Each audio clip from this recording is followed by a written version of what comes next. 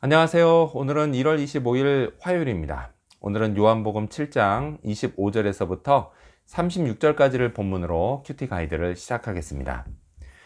먼저 오늘 이 본문을 통해 제가 묵상한 하나님은 계획이 있으신 분입니다. 30절 말씀을 읽겠습니다. 그들이 예수를 잡고자 하나 손을 대는 자가 없으니 이는 그의 때가 아직 이르지 아니하였음이러라. 아멘. 대제사장들과 바리새인들에게 예수님은요, 정말 눈의 가시였습니다. 그들과 달리 예수님의 말씀에는 권위가 있었기 때문입니다.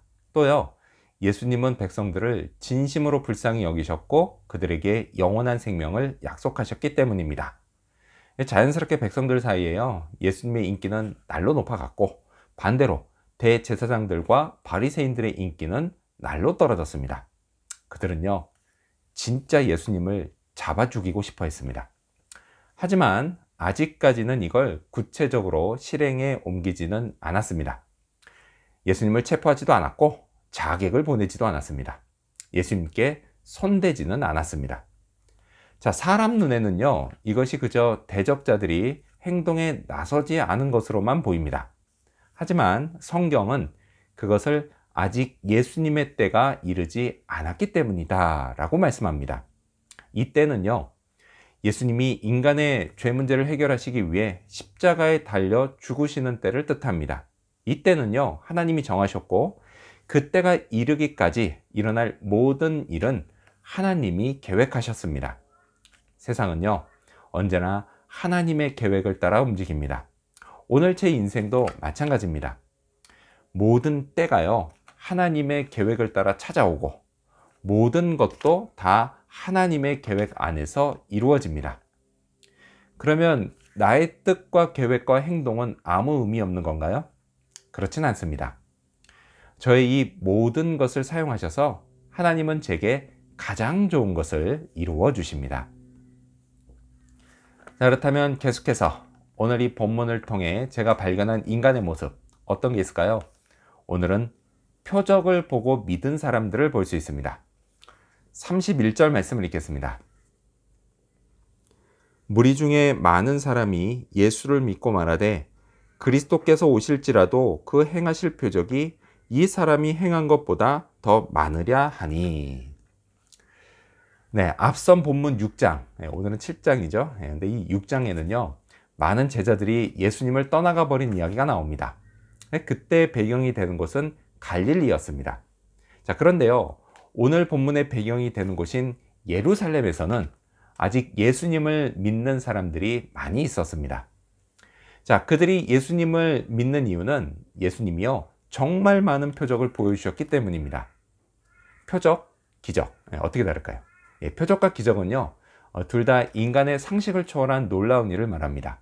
근데 굳이 다른 점이 있다면 기적은 놀라운 일 그 자체에 포커스가 있고요, 표적은 그 놀라운 일에 담긴 메시지에 포커스가 있습니다. 자, 예수님의 표적은요, 분명한 메시지가 있었습니다. 대체로 그건 하나님의 나라가 이 땅에 도래했다는 것과 예수님이 메시아 그리스도라는 것이었습니다.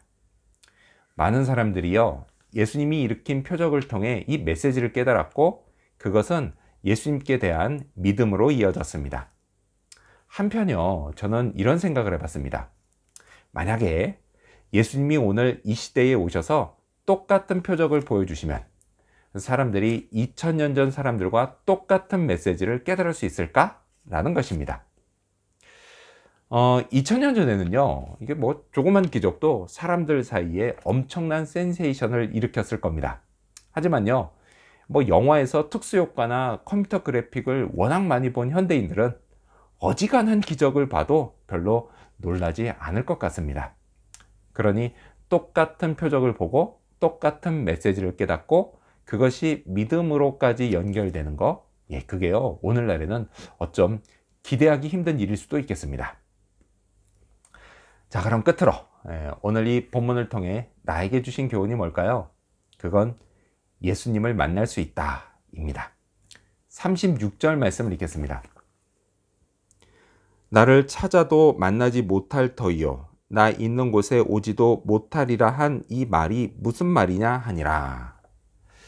나를 찾아도 만나지 못하고 나 있는 곳에 오지도 못할 거라는 예수님의 말씀에 유대인들이 보인 반응입니다. 아직요, 십자가와 부활과 승천이 일어나기 전이에요.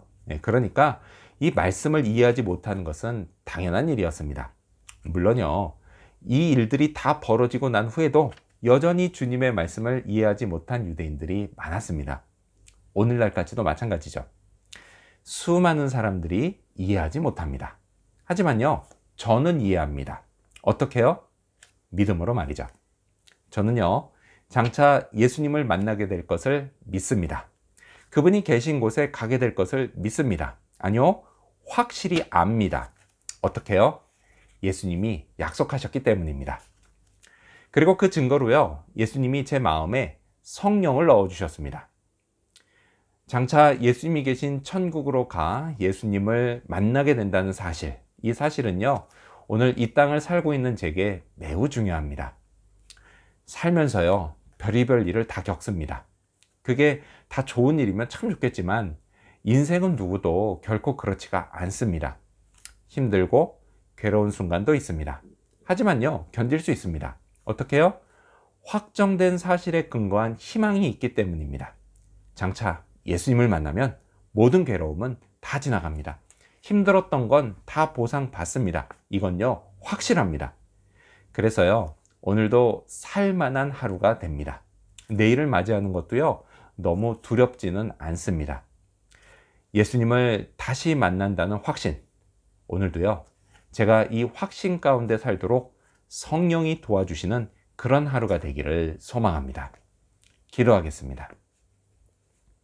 계획이 있으신 하나님, 제 인생을 위한 하나님의 계획을 더욱 신뢰하게 하여 주시옵소서.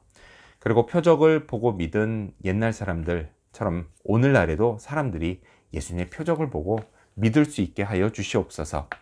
또한 예수님을 만날 수 있다라고 하는 것, 그것을 확신하면서 오늘도 그러하기에 오늘 이 땅에서 겪는 어려움들 다 견뎌내고 이겨내고 오늘도 열심히 살아갈 수 있도록 도와주시옵소서. 감사드리며 예수님의 이름으로 기도합니다. 아멘.